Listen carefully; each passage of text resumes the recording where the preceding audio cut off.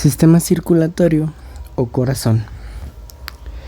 Entonces tenemos que en el ser humano, vamos a tener dos tipos de circulación. Una circulación mayor o sistémica y una circulación menor o pulmonar. La circulación menor va a ser de corazón a pulmones y de pulmones a corazón, y la mayor va a ser a todos los sistemas. Por eso se va a llamar sistémica. La circulación mayor fue descubierta por William Harvey y la circulación menor por Miguel Servet. Ahora, anatómicamente, el ser humano va a tener 2 aurículas y 2 ventrículos, y funcionalmente también va a tener 2 aurículas y 2 ventrículos. Pero, por ejemplo, en el pez, anatómicamente va a tener 2 cavidades, una aurícula y un ventrículo, pero fisiológicamente o funcionalmente va a tener una cavidad. ¿Por qué? Porque se va a contraer las 2 cavidades a la vez. Entonces, por eso se dice que funcionalmente tiene una cavidad. Los pulpos van a tener 3 corazones y la lombriz van a tener 5 pares o 10 corazones. Anfibios y reptiles van a tener 2 aurículas y un ventrículo, de los cuales van a tener sangre caliente y sangre fría. Caliente porque va a regular su temperatura, va a autorregularse, y fría porque va a necesitar un medio externo para autorregularse o para regularse de la sangre. Ahora, pero que no nos importa lo de nosotros. En la circulación van a llegar venas y van a salir arterias. Como ya dijimos, el humano va a tener 2 aurículas y 2 ventrículos, de los cuales las aurículas van a recibir sangre y el ventrículo va a expulsar sangre. Ahora, todo va a empezar con la vena cava. La vena cava, tanto superior como inferior, van a llegar a la aurícula derecha, aurícula o atrio derecho. Luego la sangre va a pasar por la válvula tricúspide al ventrículo derecho. Luego del ventrículo derecho va a pasar por válvulas semilunares pulmonares al tronco pulmonar. El tronco pulmonar va a llegar a los pulmones, y de los pulmones va a regresar a la aurícula izquierda por 4 venas pulmonares. Luego la sangre va a llegar a la aurícula izquierda y va a pasar por la válvula mitral o bicúspide hacia el ventrículo izquierdo. Y del ventrículo izquierdo va a pasar por las válvulas semilunares aórticas y se va a ir a la aorta. Ahora, las válvulas semilunares van a tener unas cositas que son llamadas tubérculos de Malpighi, que solo van a estar aquí y se encuentran en lugar de las cuerdas tendinosas de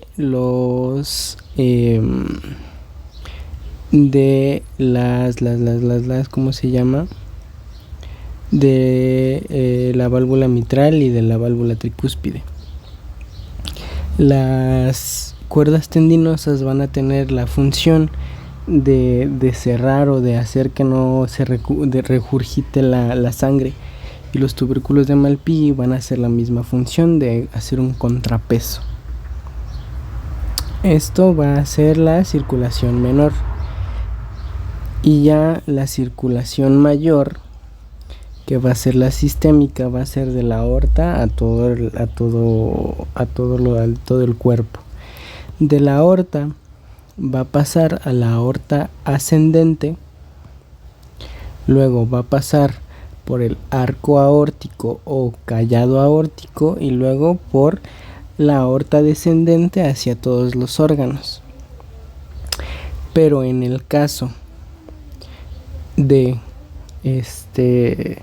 Por ejemplo, nuestro lado derecho, bueno, nuestro lado izquierdo va a tener ramas completamente directas.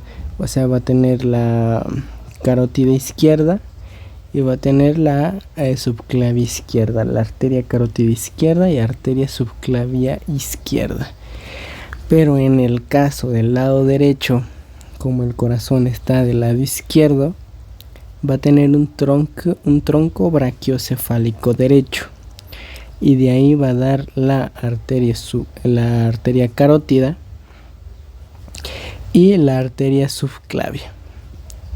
En caso de las manos, nos va a dar que la arteria subclavia, bueno, de los brazos, la arteria subclavia se va a dividir en arteria axilar. La arteria axilar se va a dividir a arteria braquial, y la arteria braquial se va a dividir en dos, arteria radial y arteria cubital ulnar. Pero no nos interesa tanto, nos interesa más las ramas de la arteria carótida. ¿Por qué? Bueno, etimología de carótida, carón, que significa poner a dormir. La arteria carótida, tanto izquierda como derecha, se van a dividir en dos, en una arteria carótida interna y en una arteria carótida externa. Las externas van a dar lugar hacia la cara, a inervar todos los músculos de la cara, y las internas en algún momento se van a convertir o se van a juntar en una arteria llamada arteria media cerebral.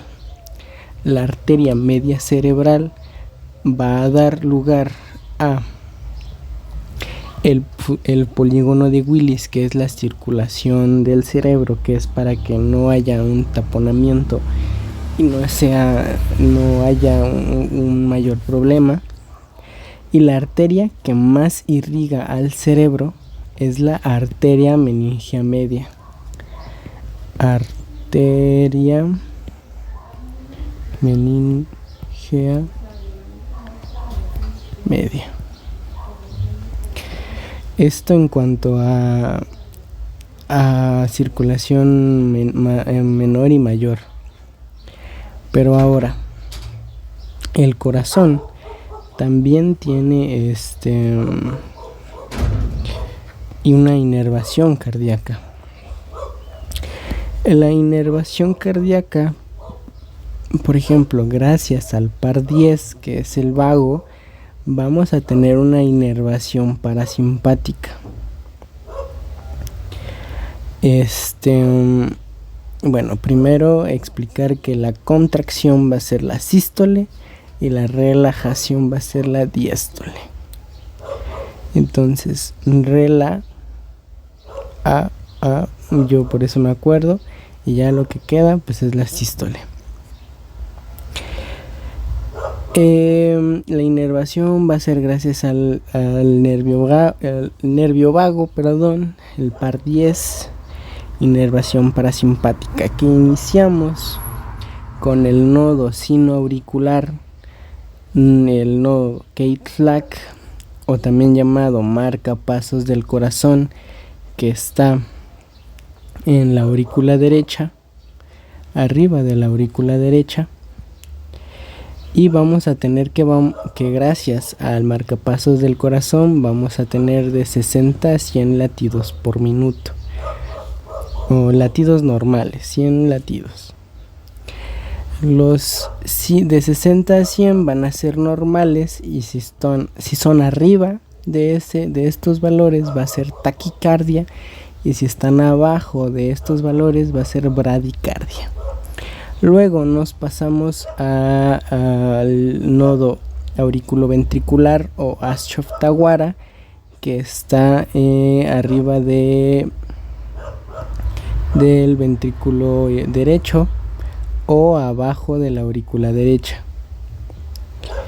En esto nos va a dar de 40 a 60 latidos, y pues ya, es el segundo marcapasos del corazón. Segundo marcapasos del corazón. Luego nos vamos a pasar al tabique interventricular, donde vamos a tener el haz de His, que nos va a dar de 20 a 40 latidos. Luego nos vamos a la parte de abajo del corazón, que se va a hacer así como unas ramitas, que son la rama izquierda y la rama derecha de las ramas de Purkinje, que nos van a dar de 10 a 20 latidos. De 10 a 20 latidos. Ahora, el corazón tiene capas, tiene 3 capas: el epicardio o pericardio visceral, el miocardio y el endocardio. El epicardio o pericardio visceral va a tener un epitelio plano simple, y el miocardio va a ser solamente la capa de músculo estriado cardíaco. Va a ser la capa más gruesa, también llamados cardiomiocitos. Van a tener funciones endocrinas y van a tener una función de dromotropismo. Y el endocardio van a ser solamente células planas endoteliales. ¿Para qué? Para que los eritrocitos no se peguen. Pero ahora, el epicardio se puede decir que es un pericardio. Dijimos que es el pericardio visceral. El pericardio se va a dividir en fibroso y en seroso. El fibroso no se mueve del corazón, y el seroso se va a dividir en parietal y en visceral.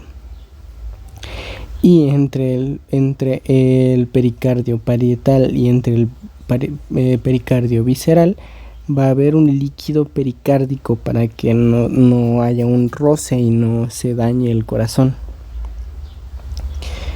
Pero esto pues a grandes rasgos de.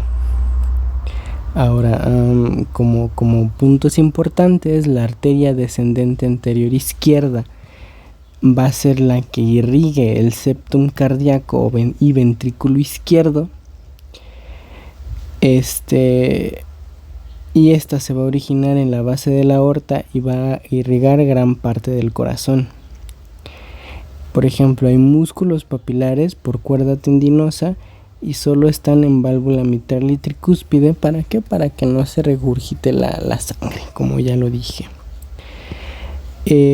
Más puntos importantes: el miocardio va a ser igual al mesocardio, también llamado, y pues el gasto, porcentajes importantes del gasto cardíaco.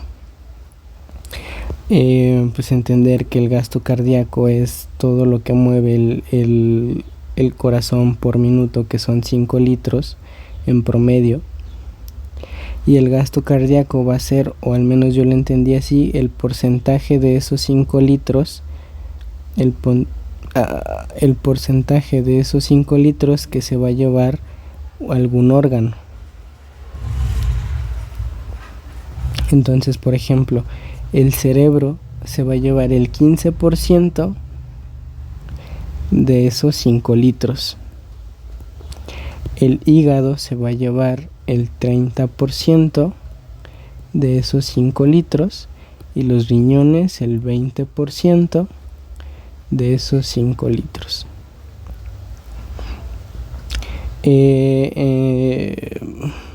Esto no es tan importante. Eso tampoco. Ahora, pues este es un dibujo muy culero. Bueno, la circulación fetal, que realmente en clase ya la explicamos.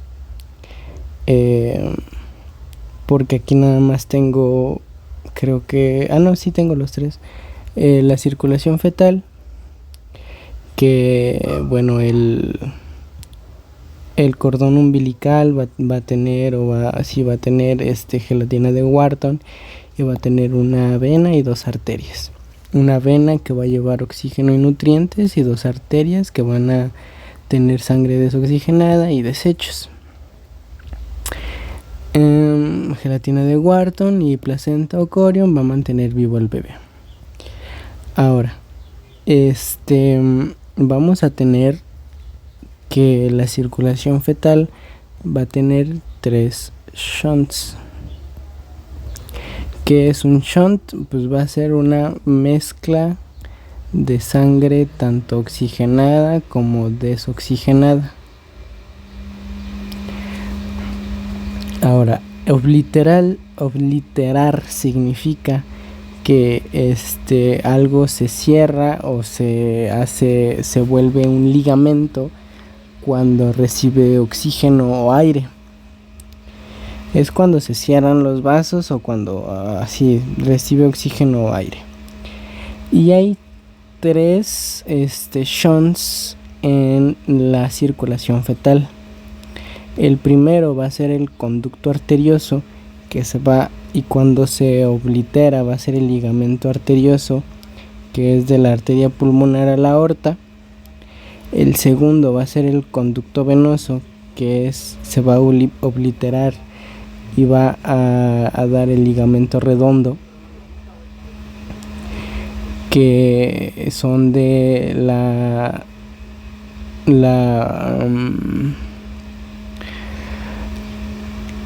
las arterias. Bueno, la verdad no me acuerdo si es de la arteria o de la vena, pero van a pasar al hígado del bebé y luego del hígado van a pasar a la vena porta y de ahí a la vena cava inferior y ya. Y arterias umbilicales. Y el tercer shunt, el tercer shunt va a ser el agujero oval, que está en el corazón. Pero pues ya, o sea, grandes rasgos, por ejemplo, pues repasando los sistemas o la circulación sistémica. Esta es la vena cava inferior, la vena cava superior, va a llegar la sangre a la aurícula derecha. De la aurícula derecha van a pasar de